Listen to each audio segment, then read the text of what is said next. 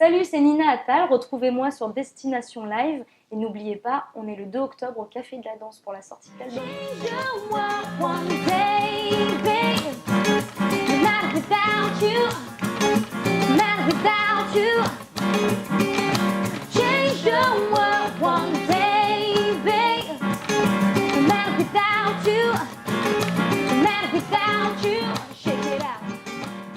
Salut Nina. Salut.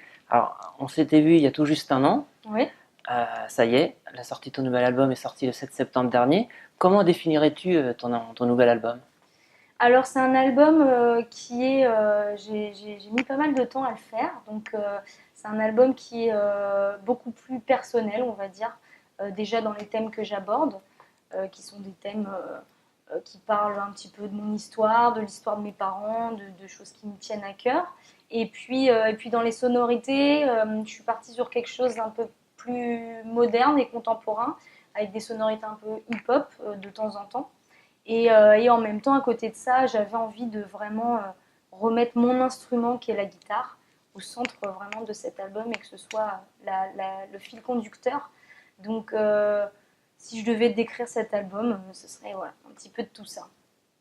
Alors j'ai été surpris quand j'ai écouté la première fois ton nouvel album. Ouais. Je me suis dit, tiens, elle sort un peu de ses acquis, et elle va vers d'autres styles. Comment mêle-t-on son propre univers, qui est ta signature, Ouais. avec justement le hip-hop ou le rap? Bah,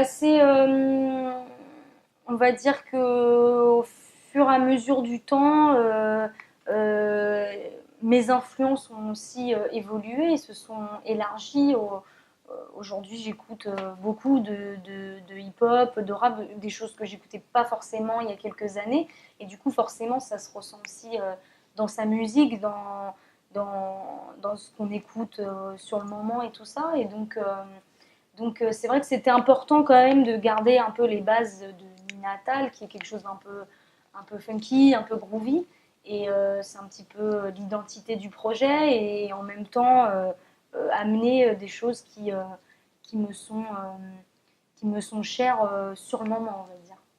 Alors explique-nous un peu comment tu as conçu ce nouvel album. Est-ce que tu es parti d'une page blanche ou savais-tu déjà quelle direction tu allais lui donner? Non, alors c'était, alors justement, donc on a travaillé avec Anthony, qui est mon pianiste et mon mari aussi dans la vie, et on a mis beaucoup de temps à faire les choses parce que justement je savais pas trop, on faisait les morceaux et moi j'avais toujours l'habitude d'écrire et de pas trop me poser de questions.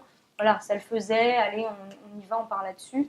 Et là non, j'avais envie vraiment de me poser, de savoir dans quelle direction j'allais aller me retrouver aussi, savoir qui j'étais musicalement. Hein.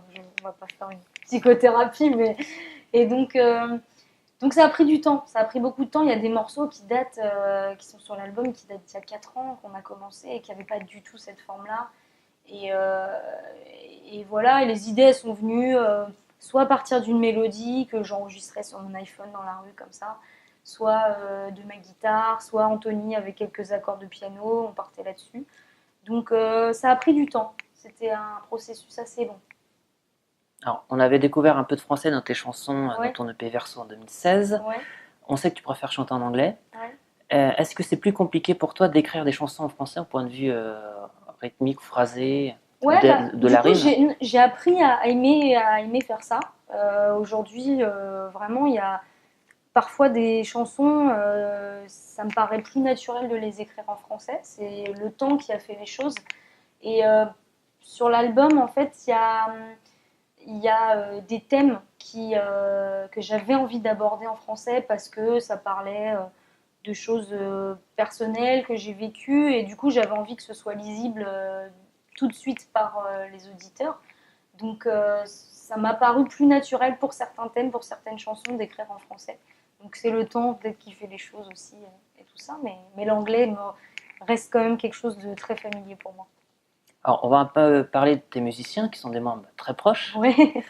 Dans le processus de création de tes chansons, est-ce que chacun apporte ses idées au point de vue musical, rythmique, ou est-ce que c'est toi qui fixe la ligne directrice? C'est quand même moi qui ai un petit peu le fin mot de l'histoire, même si évidemment Anthony on marche beaucoup tous les deux pour tout ce qui est arrangement et tout ça. Donc forcément, on fait beaucoup les choses tous les deux. Mais après, je sais quand même beaucoup, je sais bien ce que je veux. Donc généralement, chacun propose, mais bon, je suis assez têtue et quand j'ai une idée en tête, généralement, il faut que ça file droit, quoi. Donc voilà. Alors, on va parler de ta relation musicale avec Benjamin Sixou, Ouais. qui te soutient depuis le début. Ouais. Comment est né votre duo sur I've Been a Fool? Alors Benjamin, c'est un artiste que j'ai rencontré il y a un petit moment maintenant. Je l'avais rencontré au Caveau des Oubliettes à Paris, qui est une scène ouverte, une jam session. Et c'était la soirée blues et je sais que lui-même apprécie beaucoup cette musique.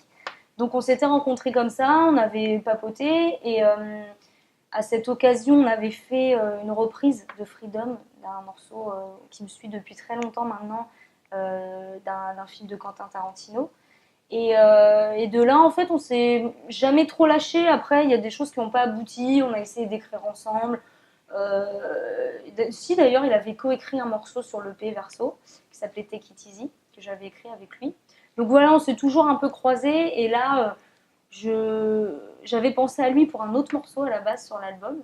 Et puis en fait, après, je me suis dit, mais non, c'est celui-ci qu'il faut que je lui propose. Donc j'ai écrit ce morceau et lui l'a interprété avec moi pour l'album. Donc je suis super contente que pour une fois, il soit sur une galette. Alors, tu abordes beaucoup de thèmes dans tes textes sur des sujets sensibles sur Ouais. ce nouvel album, comme la famille, le combat des femmes, la planète notamment. Quel message as-tu souhaité donner à travers tes chansons? C'est pas vraiment forcément un message. J'avais surtout envie de plus me livrer. Je trouvais que c'était le bon moment. Justement, cet album, ça a pris du temps pour le faire, donc j'avais envie de raconter des choses un peu plus profondes. Après, sur moi, après, c'est pas forcément des messages universels, mais voilà, notamment l'enfance de mes parents qui a été assez compliquée, que ce soit pour l'un ou pour l'autre. Donc tout ça, c'est des choses qui font partie de moi, qui m'ont construit. Donc j'avais envie d'en parler, de me livrer un peu plus pour cet album. Alors, tu as fait un duo avec Anaïs sur Get On The Bus. Ouais. C'est un véritable hymne à la joie, à la positive attitude. Ouais. Alors, connaissant la personnalité d'Anaïs, ça a dû être drôle d'enregistrer le titre. Ouais, c'était très drôle. Bah, en fait, donc pour la petite histoire, c'est Anthony, c'est grâce à Anthony que je la connais, puisque Anthony et Davy, son frère à la batterie, tournent avec elle depuis un petit moment déjà. Donc c'est comme ça que je l'ai rencontrée. Effectivement, elle est fidèle à elle-même, enfin, dans la vie, elle est comme sur scène, elle est complètement folklorique. Et donc, c'est vrai que sur ce titre, on avait la musique, on n'avait pas le texte, c'est elle qui a écrit le texte entièrement, en français et anglais. Et c'est vrai que l'enregistrement, il était bien marrant. On a enregistré toutes les deux en direct, donc on était vraiment face à face. Et donc c'était drôle parce que dès qu'elle faisait quelque chose, moi ça me faisait marrer. Donc c'est vrai que c'était assez fun. Alors, enfin, pour finir, Nina, le 2 octobre prochain, c'est ton concert au Café de la Danse pour la Ouais. présentation de ton nouvel album au Ouais. public français. Que nous réserves-tu lors de cette soirée? Alors c'est une soirée le 2 octobre que j'ai voulu justement à l'image de l'album. Donc en fait il y aura sur scène présente vraiment toutes les personnes qui ont fait l'album, qui ont enregistré dessus. Donc il y a quelques titres avec un quartet à cordes qui s'appelle le Well Quartet, qui est composé que de filles et qui ont enregistré sur l'album. Donc elles seront présentes le 2 octobre. Donc ça pour moi c'est une grande première de jouer avec des cordes en live. Je suis vraiment très excitée.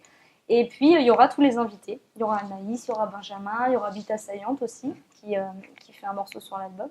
Donc, tout le monde sera présent et le live, évidemment, comme toujours, sera étoffé d'arrangements et tout ça parce que moi, j'aime le live et que j'ai toujours envie que ce soit plus que l'album. Mais ce sera quand même assez fidèle à ce que les gens peuvent entendre sur le CD. Une tournée en province est prévue? Ouais, alors la tournée en province, ce sera pour 2019. Voilà, il faut rester connecté à mon site ninaatal.com. Et puis, on a la chance aussi de beaucoup partir en Allemagne jouer. Donc là, cet hiver est plus réservé à l'Allemagne. Et puis 2019, évidemment, un petit peu partout en France. Merci Nina. Merci Arnaud. Laisse-moi le temps de partir. Yeah.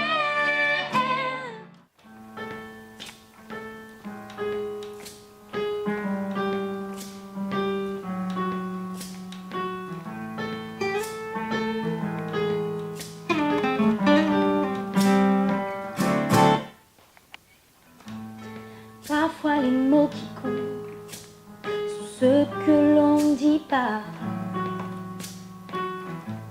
Les airs que l'on compose, de simples notes qui volent en éclats. Les plaies éphémères qui touchent du bout des doigts. J'apprends à te parler d'une voix distincte et toi. Laisse-moi le temps de te dire.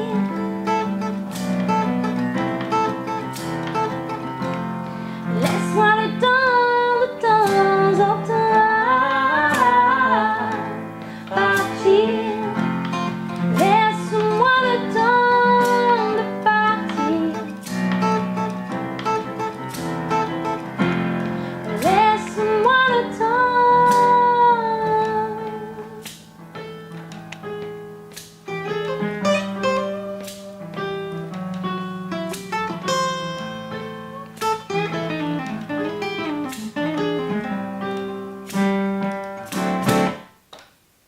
Fais de moi une esclave, de plus en plus apte à comprendre. Ma patience est de marbre, mais mon langage de chien diplomatiquement change. Quelques mots suffisent, quelques personnes ça. Parfois je m'empêche de regarder en face. Laisse-moi le temps de dire.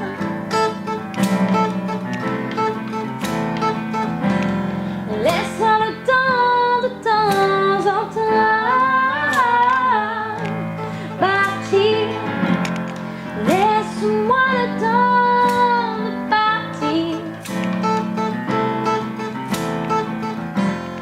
Laisse-moi le temps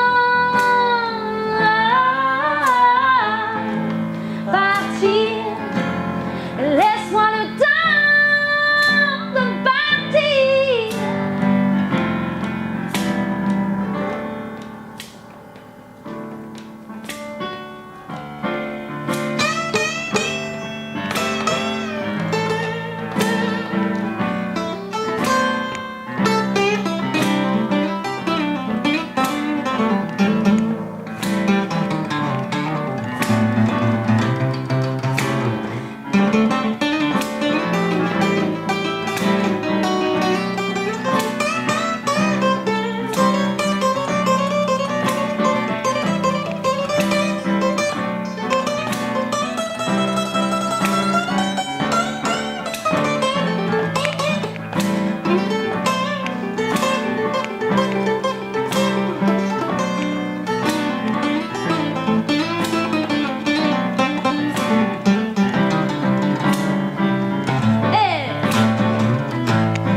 Laisse-moi le temps de te dire. Laisse-moi le temps de partir. Yeah. Laisse-moi le temps.